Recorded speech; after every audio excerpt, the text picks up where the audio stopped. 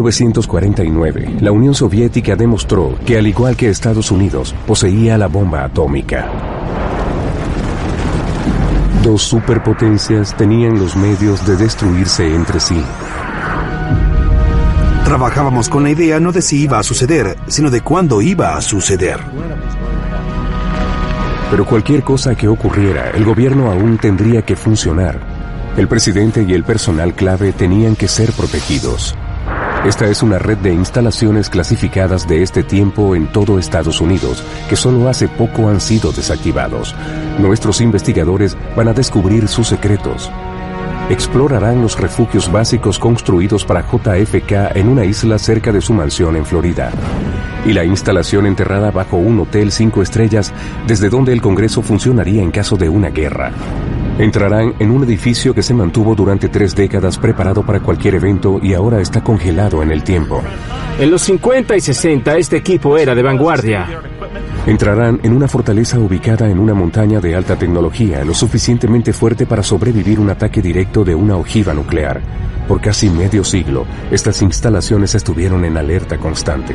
Este es el mundo perdido de los búnkeres de la Guerra Fría.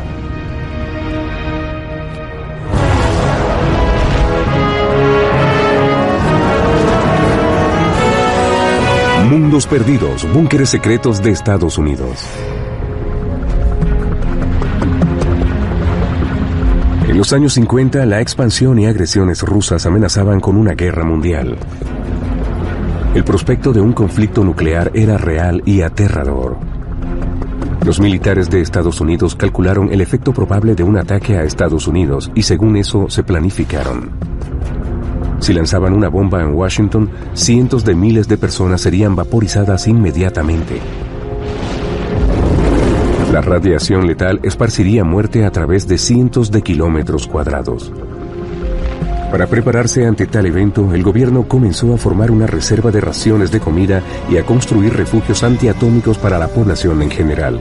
Pero en un programa ultra secreto y mucho más ambicioso, también comenzaron a construir una serie de búnkeres.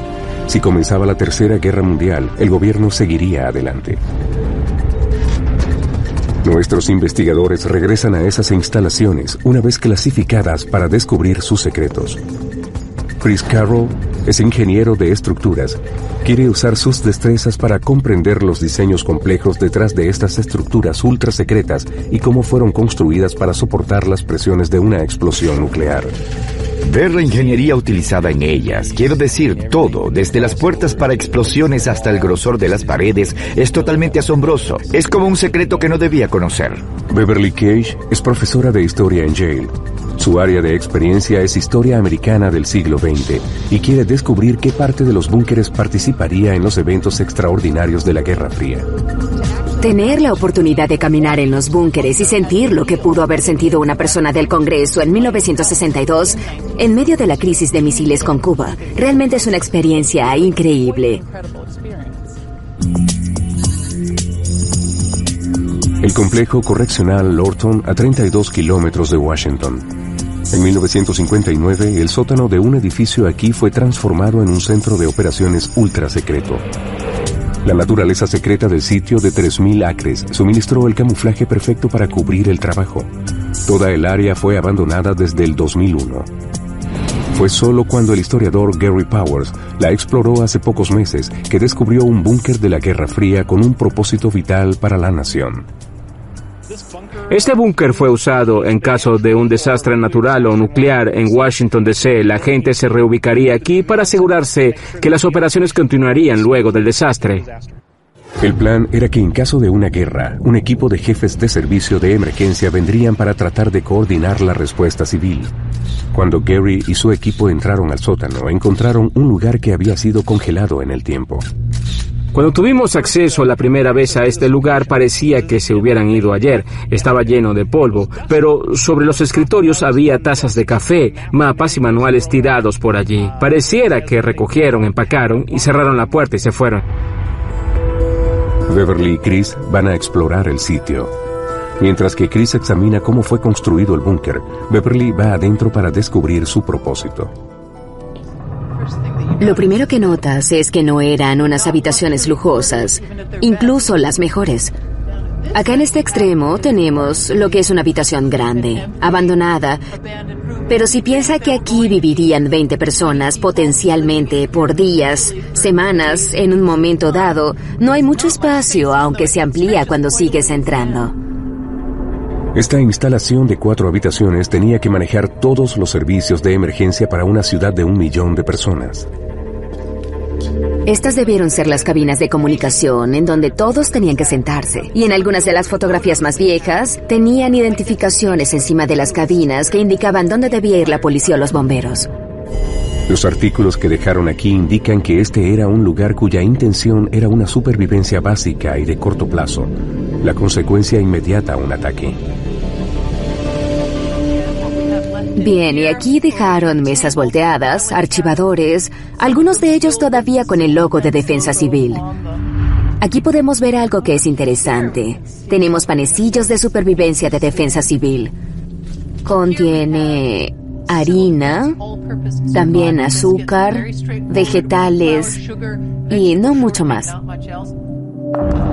Cada miembro del equipo estacionado aquí tendría que sobrevivir con, digamos, 700 calorías al día, lo mínimo necesario para mantener a un individuo lo suficientemente saludable para hacer su trabajo. Afuera, Chris Carroll tiene que saber por qué el sótano de este edificio particular fue escogido para albergar un búnker. Si de hecho vemos una brújula, podrá ver que Washington, D.C. se encuentra más hacia el noreste con respecto al edificio, así que típicamente la explosión vendría de Washington, D.C. El hecho de que este edificio estuviera en las afueras de Washington significaba que el búnker tenía un grado de protección extra. Los 3 lados del edificio están rodeados por tierra y rellenado por atrás. Esto le añade más seguridad para soportar la presión de la explosión. Digamos si una bomba nuclear cayera en Washington, D.C. La presión de una explosión que trajera radiación de Washington sería absorbida por la pared de tierra que se encuentra en la parte posterior del búnker. Gran parte del equipo que fue instalado aquí todavía permanece en el lugar. Cuando Gary se enteró por primera vez de la existencia del búnker por documentos recientes desclasificados, descubrió numerosos artefactos de la Guerra Fría, los cuales sacó y preservó con el permiso del gobierno. Esta colección nos lleva al momento de la construcción del búnker. Esto es con lo que queremos empezar. Esta cosa sencilla aquí. Tenemos una bicicleta de defensa civil que pudimos salvar. ¿Y esto no era Necesito para un poco hacer de ayuda. ejercicios? No, la bicicleta original tenía un ventilador justo aquí, junto con un generador. 2 personas se sentarían aquí y pedalearían. Sería hecho en intervalos de 24 horas, quizás 2 horas por turno. Podrían usarla para generar electricidad y circular el aire en el edificio. Era en equipos tan básicos como este que Washington tendría que depender en tiempos de guerra. Aquí tenemos una pieza muy buena, una de las radios originales de Motorola, que para la época, en los años 50 y 60, era un equipo de vanguardia.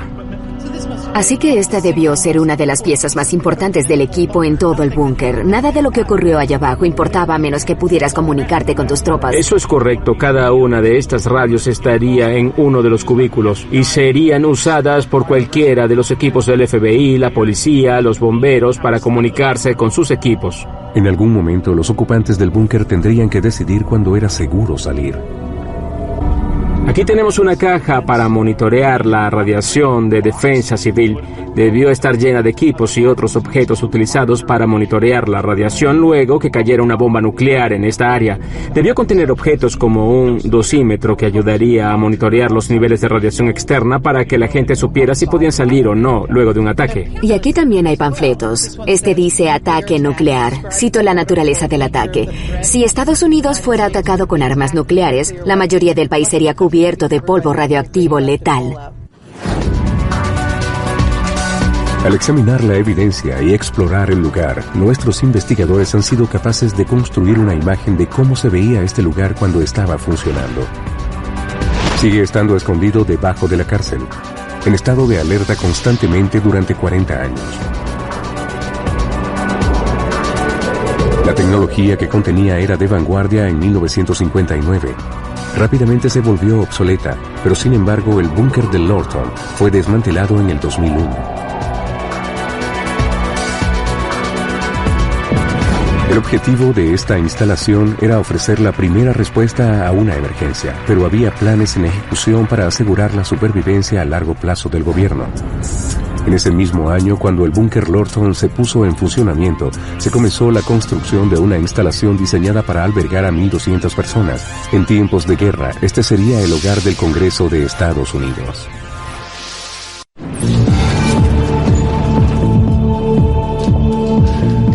Nuestros investigadores están buscando por Estados Unidos una red de búnkeres ultrasecretos construidos por el gobierno de Estados Unidos durante la Guerra Fría.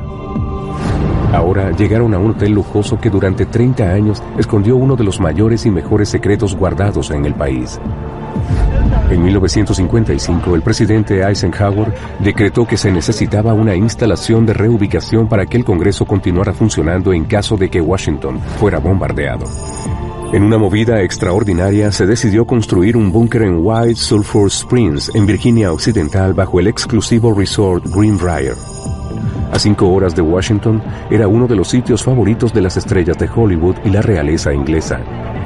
Pero el plan era que también estaría listo en el momento en que se avisara para que tomara el lugar del edificio del Capitolio y mantuviera la maquinaria del gobierno en funcionamiento.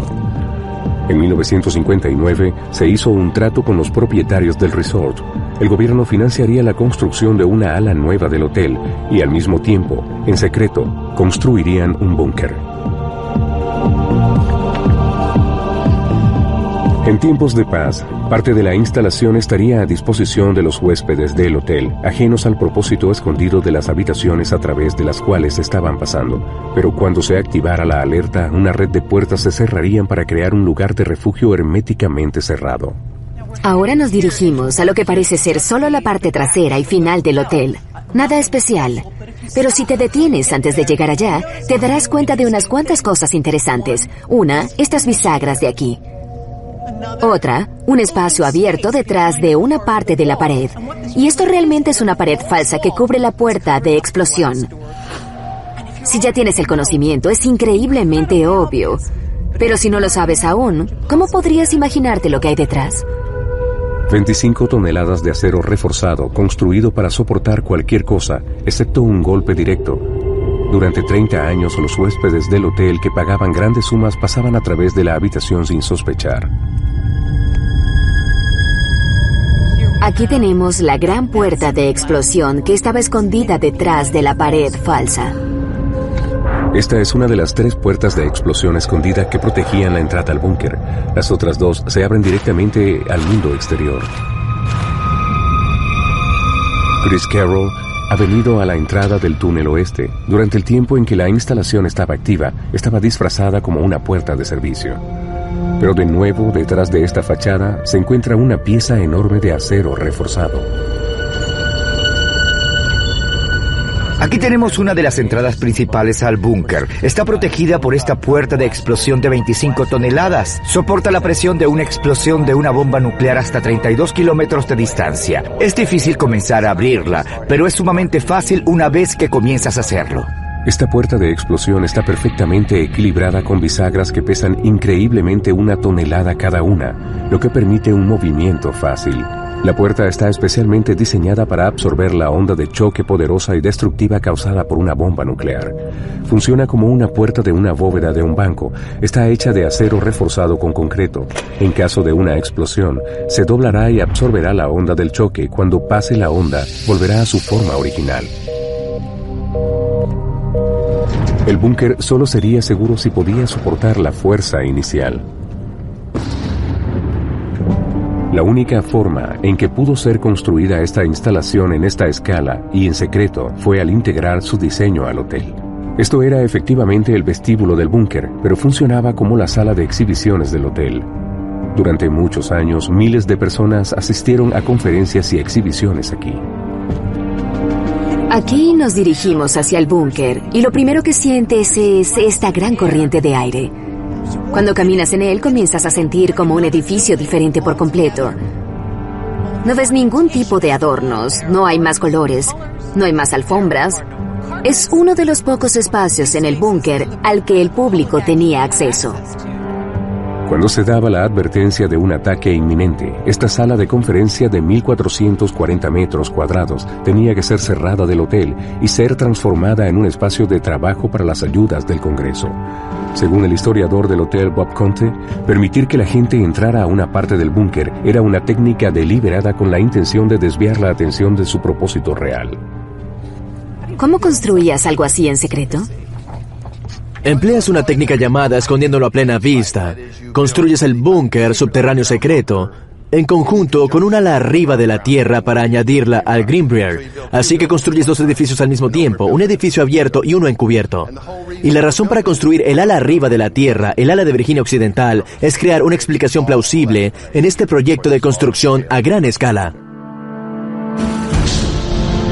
El ala de Virginia Occidental y el búnker debajo de esta se construyeron en 2 años y medio. El proyecto costó $14 millones.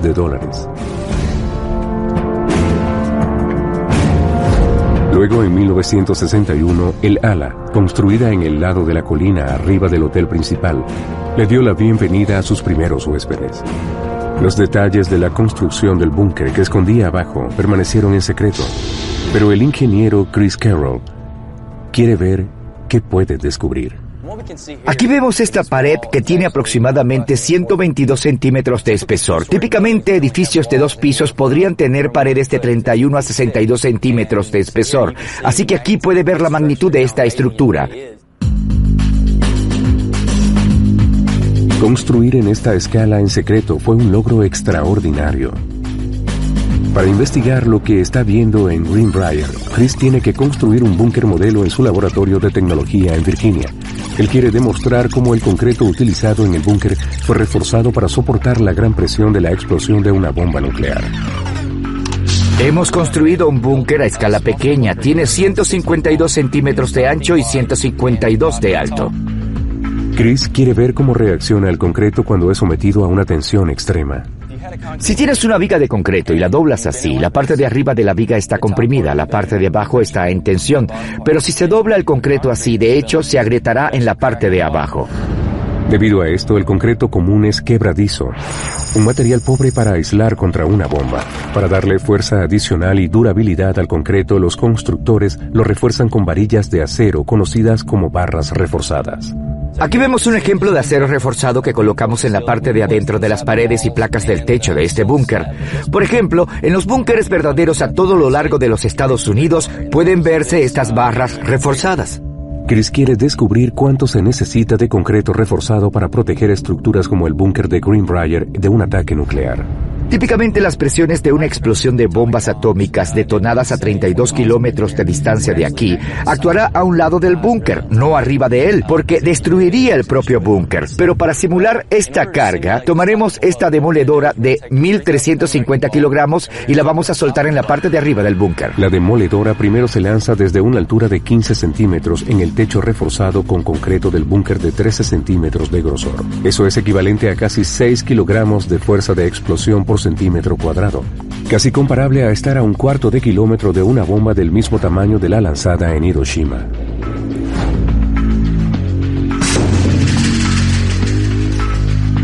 La estructura se mantiene. Tenemos una grieta, pero todavía no puedes verla. Ahora se levanta la demoledora a 30 centímetros para duplicar la presión de la explosión.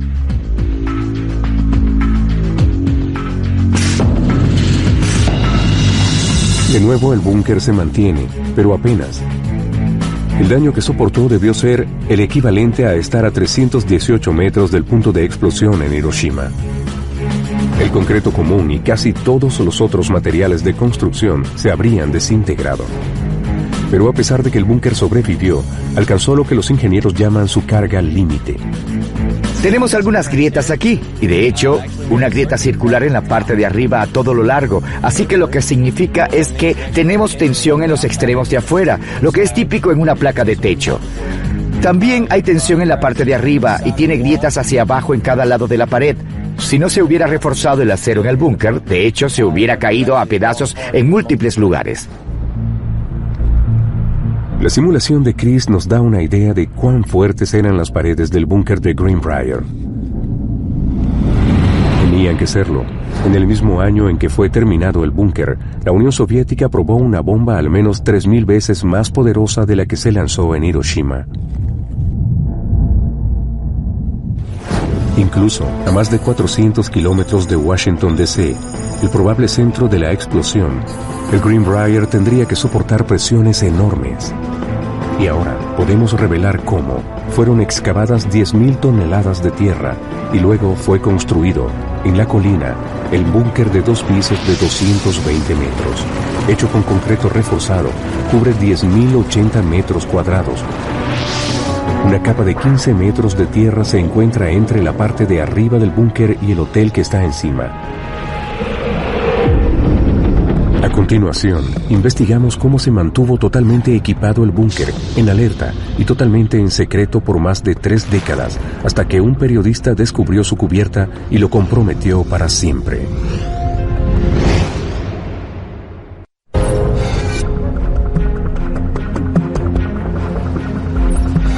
En Virginia Occidental, escondido en los edificios del resort de lujo Greenbrier, nuestros investigadores encontraron un búnker de alta tecnología. Fue construido hace casi 5 décadas. Su misión, y dependía del secreto total, era suministrarle un refugio al Congreso en caso de un ataque nuclear. Ahora quieren saber cómo se equipó este búnker para proteger a los líderes del país en tiempos de guerra y cómo un proyecto de esta escala fue guardado en secreto. En 1972, un oficial de inteligencia del ejército, Fritz Bugas, fue enviado a Greenbrier con un equipo de 12 hombres. Su tarea era mantener el búnker en estado de alerta y listo. Bugas se hacía pasar por un ingeniero de televisión del hotel y trabajaba para una compañía que le servía de fachada llamada Forsyth Associates. Mi papel aquí en Greenbrier como jefe de Forsyth Associates era asegurar que suministráramos el audio y video necesario para el hotel. Eso tomaba aproximadamente 20% de nuestro tiempo. El resto del tiempo íbamos metódicamente a través del búnker. Nos asegurábamos de que todo estuviera en estado funcional. Si alguna vez llegaba la orden de evacuar el Congreso, Fritz y sus hombres tomarían el control del hotel. Los huéspedes regulares descubrirían que se encontraban en lo que se convertiría de pronto en un área altamente restringida del gobierno y tendrían que irse. El Congreso se infiltraría en el área y vendrían acá posiblemente por aire, posiblemente por tren o a través de transporte terrestre. Habrían sido procesados a través de la recepción del Greenbrier.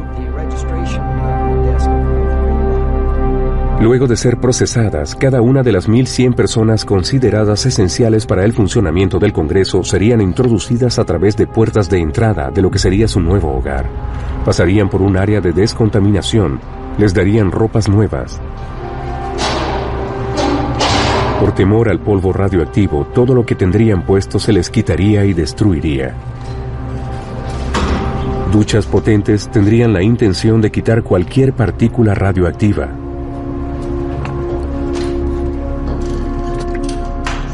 Es tan estrecho y confinado. Sin embargo, sería la primera introducción de una persona del Congreso al búnker. Y una vez que la última persona hubiera pasado este proceso, las puertas de entrada se sellarían. Se planeaba que se mantuvieran cerradas durante 3 semanas. El ingeniero de estructuras Chris Carroll habla con el historiador Bob Conte. Él quiere ver los sistemas que mantendrían a más de 1.000 personas provistas con aire limpio. ¿Para qué fueron utilizados exactamente? Parece una típica instalación de mantenimiento. Se suponía que tuviera la apariencia de una instalación de mantenimiento típica, pero de hecho, por aquí era por donde entraba el aire en el búnker. Así que a través de estos ventiladores se succionaría el aire y desde esta estructura hasta el propio búnker hay 91 metros, una gran cubierta. Y esta era la línea de vida verdadera hasta el propio búnker. Sin esto, el búnker no podía funcionar. Para hacer su trabajo y mantener a la gente adentro segura, estos búnkeres succionan y filtran 80.000 litros de aire en una hora, las 24 horas al día durante 3 semanas. El alojamiento estaba en total contraste con el lujo del hotel que se encontraba arriba. A todo el mundo se le pediría que durmiera en uno de los 18 dormitorios grandes. Había fila tras fila de estas literas, casi como barracas normales militares. Este es uno de los armarios que tendrían que compartir 2 personas. De nuevo, muy poco espacio, no mucha privacidad. De hecho, teníamos una lista de prioridades. Asignábamos esa cama en particular a un senador o un diputado en particular. Sencillamente, le dábamos la cama de abajo al de mayor rango y la cama de arriba al de menor. Durante todo el tiempo, el búnker estuvo preparado, continuamente era actualizado y reabastecido. Siempre había 3 semanas de combustible, 3 semanas de comida y 3 semanas de medicinas. Debías estar preparado para lo que pudiera ocurrir, así que tenías que tener todo en su sitio y listo para la eventualidad, que incluía instalaciones médicas, así que había 12 camas de clínicas aquí. Podían realizar cirugías, había una unidad odontológica, había una unidad de cuidados intensivos, porque la gente podría haber resultado herida cuando venía. La gente llegaría con enfermedades preexistentes, así que debía tener una farmacia totalmente abastecida, todo eso a mano, todo eso rotado y mantenido al día durante 30 años. En una época en que las instituciones fundamentales del Estado estaban bajo fuerte tensión, el garantizar la seguridad y el orden era una prioridad. El búnker tenía su propio blindaje. Pero el trabajo de los búnkeres no era solo mantener a sus ocupantes a salvo, tenían que ser capaces de continuar con el negocio de manejar el país. Había un estudio de comunicaciones de vanguardia cuando fue construido, y los medios para transmitir a todo el mundo. Los discursos públicos se harían con estos telones de fondo pintados. Por una parte, parece completamente absurdo. La idea de que alguien se parara aquí, en caso de un holocausto nuclear o un ataque nuclear a Washington, y se parara delante de la Casa Blanca, o se parara frente al Capitolio y tuviera que sugerir, no se preocupen, todo está bien. Pero por otra parte, en cierta forma tenía bastante sentido. Una de las cosas que se quiere proyectar desde una habitación como esta es un cierto sentido de seguridad, de normalidad. Todavía se quiere comunicar eso de alguna manera al mundo. Esta capacidad de enviar y recibir mensajes era vital. Chris quiere saber cómo las señales de la televisión desde el búnker sellado alcanzarían al mundo exterior. ¿En dónde estamos y para qué fue usada esta instalación? Estamos en la cima de la montaña Cates. El Greenbrier y la entrada al propio búnker se encuentra a unos 7 u 8 kilómetros detrás de donde estoy parado. Hay un fortín detrás de nosotros con una torre de 30 metros y afuera de esa torre hay unos dispositivos para recoger señales. Esta era una instalación que transmitía microondas. Esta torre era sumamente importante porque de nuevo nos permitía, una vez que llegábamos a una condición de retraimiento, hablar con el mundo exterior. Lo más cercano que estuvo el Greenbrier de ser activado fue durante la crisis de los misiles cubanos en 1962. A medida que se profundizaba la tensión entre Estados Unidos y los soviéticos, Estados Unidos estaba listo. He dado la orden a las Fuerzas Armadas a prepararse para cualquier eventualidad. La emergencia pasó y no se necesitó el Greenbrier. Pero los 29 años siguientes, el gobierno gastó millones de dólares en mantener esta instalación lista para ser activada. En realidad es asombroso entrar en el búnker y ver el nivel de los detalles, y por otra parte darse cuenta de que todo esto era vulnerable a que una sola persona lo expusiera. En 1991, las acciones de un solo hombre volvieron al Greenbrier obsoleto de la noche a la mañana. El periodista Ted Gubb escribió un artículo sobre el búnker en el Washington Post. Fritz Bugas todavía encuentra difícil describir sus sentimientos en ese asunto. Devastación. Sumamente herido por el artículo que apareció y lo que iba a significar. Era decisivo que el Congreso sintiera que esta instalación no sería adecuada para ningún tipo de reubicación pensada para ellos. Cuando salió la historia, el gobierno no tuvo alternativa sino desactivar el búnker. Se le extrajeron todos los equipos. Ahora, casi 2 décadas después, podemos recrear cómo era su apariencia en 1961.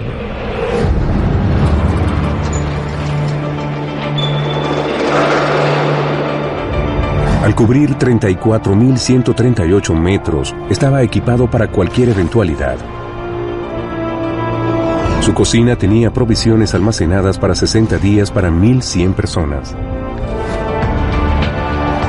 Había 18 dormitorios y en cada uno dormían 60 individuos. Su clínica podría manejar cualquier cosa desde emergencias clínicas sencillas hasta una cirugía importante, y un estudio de comunicación de vanguardia significaba que la gente encerrada aquí todavía podría hablar con millones de norteamericanos. Pero lo más importante era que el Congreso continuaría funcionando incluso en circunstancias extremas. Así que se construyó este reemplazo para el Congreso, un testamento a la creencia de que las consecuencias de cualquier ataque podrían ser enfrentadas, soportadas y superadas. Hoy, su secreto bien conocido, el hotel sigue dándole la bienvenida a los huéspedes, y sin embargo una gran parte del búnker se encuentra fuera de los límites, como estuvo durante la Guerra Fría, y fue utilizado como una instalación para almacenar de forma segura información. A continuación, en una isla en las afueras de Palm Beach, Florida, nuestros investigadores exploran el búnker construido especialmente para JFK, el refugio secreto de la primera familia.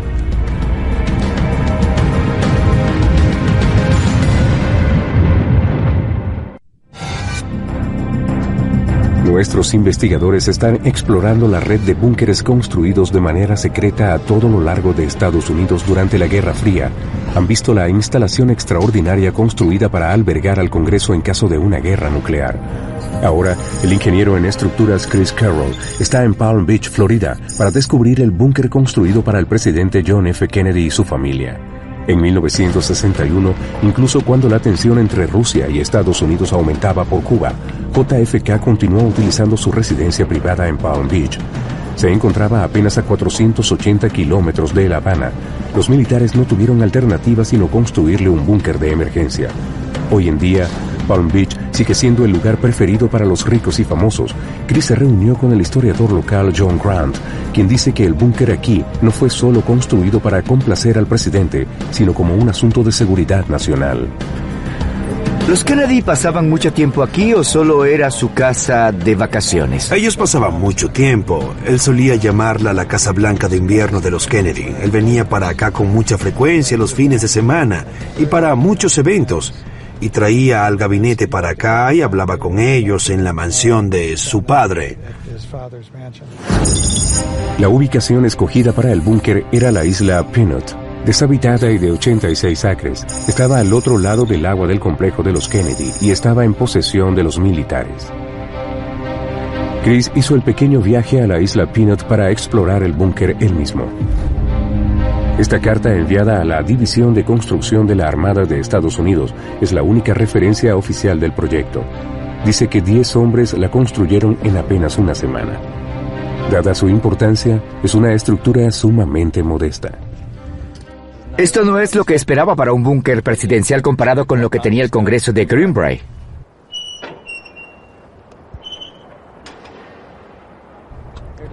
La puerta de arriba creo que pesa 25 toneladas. Esta pesa 45 kilogramos. Esto parece ser una especie de ventilación de aire. En caso de un ataque nuclear, le daría vueltas a esto. Yo no puedo hacerlo. También tenemos este otro, que si da vueltas y se cierra, hará que el búnker sea hermético para prevenir que entre cualquier tipo de contaminación. Ahora estoy caminando por el túnel de entrada. Básicamente, es una tubería corrugada. El diseñador de la instalación estaba evidentemente más preocupado con asegurar la supervivencia que con suministrar lujos. Esto es una verificación de radiación. Dúchense antes de entrar, así que basado en esto asumiré que esto es una ducha para descontaminar. Tenemos la regadera y el drenaje en el piso. Entraré en esta habitación y luego cerraré la puerta. Me quitaré la ropa y colocaré la ropa contaminada por esta ventana. Me ducharé y luego recibiré ropa limpia desde esta ventana. Ahora estoy descontaminado. Ahora sí puedo entrar en el búnker y no seré una amenaza para nadie adentro. La parte principal del búnker consiste solo de una habitación. Nunca se pretendió que fuera una solución a largo plazo. Esto era un recurso momentáneo que ofrecería refugio básico para la primera familia de Estados Unidos. En esa época, en caso de un ataque nuclear, el presidente Kennedy, junto a sus acompañantes, hubieran sido traídos para acá. La habitación es bastante espaciosa. Con 30 personas aquí, pudo haberse puesto bastante estrecho. En caso de que la puerta principal estuviera obstruida, se construyó una ruta de salida de emergencia. Esta debe ser la otra forma de salir. Esta ruta fue sellada con concreto, pero todavía es visible. En la parte de atrás del búnker es posible obtener la comprensión de los materiales y técnicas usadas en su construcción. Al construir este búnker, originalmente lo que debieron haber hecho fue excavar, digamos, unos 4,5 metros a 6 y colocar la tubería de acero corrugada. Es típica de las alcantarillas. Colocarían esas adentro y la rellenarían por arriba. Este búnker nunca soportaría un ataque directo, pero la construcción debió ser muy rápida y muy eficiente. Si la casa del presidente Kennedy estaba al otro lado de la isla, ¿puede darme idea del proceso de cómo llegaría a la isla Peanut en caso de un ataque nuclear? Sí, el presidente sería llevado rápidamente desde su mansión a los muelles en la marina si hubiera tenido que irse en barco si se lo permitían. También, él habría tenido otro método de llegar hasta allá que tal vez hubiera sido por helicóptero, que posiblemente hubiera sido el método preferido, abandonado el bote para ir a la isla Peanut para entrar al búnker. El plan era que el presidente hiciera el viaje al búnker desde su casa en cuestión de minutos. Esta instalación estuvo activa durante 4 años. Después del asesinato de JFK en 1965, no serviría para ningún propósito más. Al haber permanecido vacío por más de 3 décadas, hoy en día puede ser visitado por cita especial. Ahora podemos mostrar cómo debió verse el búnker cuando estaba en funcionamiento, con una habitación principal de 72 metros cuadrados. Este búnker asombrosamente sencillo, equipado con dispositivos de oficina y comunicaciones, era lo único que había entre el presidente y los peligros del polvo radioactivo nuclear. Una vez que hubiera pasado la amenaza inicial, la prioridad hubiera sido llevar rápidamente al presidente a un barco de guerra o submarino desde donde sería capaz de dirigir la respuesta de la nación a un ataque. Años más tarde, la respuesta vendría desde el más extraordinario de todos los búnkeres de la Guerra Fría. A continuación, en Colorado, investigamos una instalación construida para soportar un ataque directo de una bomba nuclear. Nuestros expertos están investigando una red de búnkeres secretos para proteger a los oficiales más importantes de Estados Unidos durante la Guerra Fría. Ahora, la historiadora Beverly Gage ha venido a uno de los últimos y grandes desiertos, donde debajo de estos picos de granito está escondido un búnker sumamente seguro, construido a miles de kilómetros por debajo del nivel del suelo y capaz de sobrevivir a un ataque nuclear. Ella ha obtenido acceso a esta instalación militar segura debajo de la montaña Cheyenne, que hoy en día ya no sigue funcionando. En 1961, en respuesta a la creciente amenaza soviética y a un costo de $140 millones, se concibió un plan para construir un búnker ultra secreto a unos cuantos kilómetros de Colorado Springs. Su objetivo, vigilar los cielos para detectar misiles balísticos que se acercaran al espacio aéreo de Estados Unidos y crear un plan de defensa estratégico para prevenir que sucediera lo impensable. El mayor Tom Veal le muestra a Beverly este complejo. Así que dejamos atrás la luz del día y nos dirigimos a un espacio oscuro y cerrado. ¿Qué hay alrededor de nosotros? Entramos por el portal norte y vamos a caminar medio kilómetro hasta las puertas de entrada. Encima de nosotros tenemos 732 metros de granito que van hasta la cima de la montaña Cheyenne. Esta protección de granito era crucial para la planificación de este búnker. Sería construido para soportar un ataque directo de una bomba tan poderosa como la que fue arrojada en Hiroshima.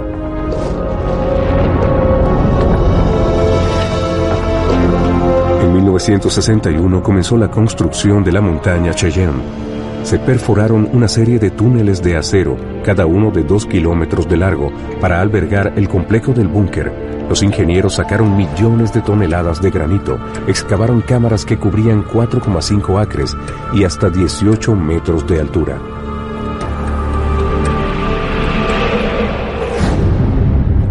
La misma entrada del complejo del búnker estaba protegida por una serie de puertas de entrada de 25 toneladas. Fueron cerradas por última vez el 11 de septiembre y una vez que se cierra el búnker queda completamente aislado del mundo exterior.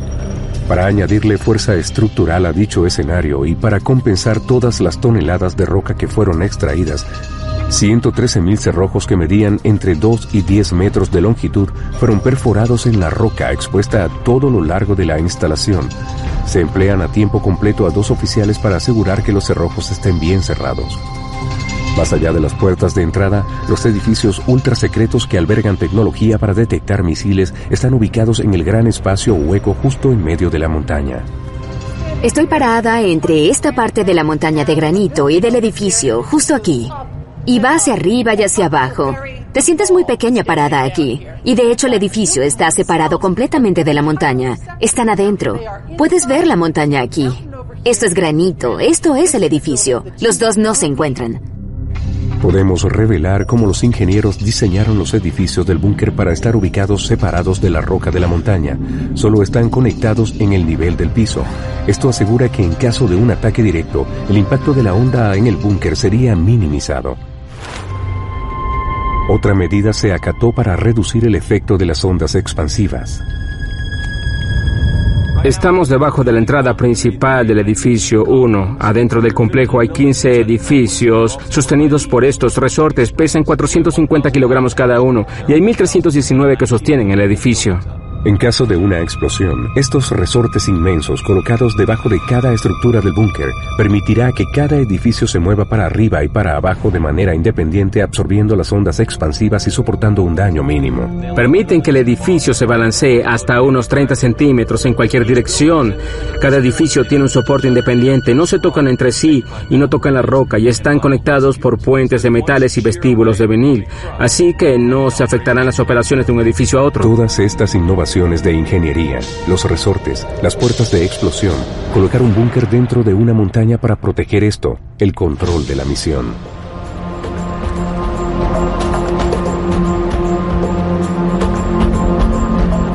Luego de esperar 3 o 4 horas, luego de varios chequeos de seguridad, hemos llegado al lugar al que muy poca gente ha llegado, la cabina de batalla y el centro de comando en la montaña Cheyenne.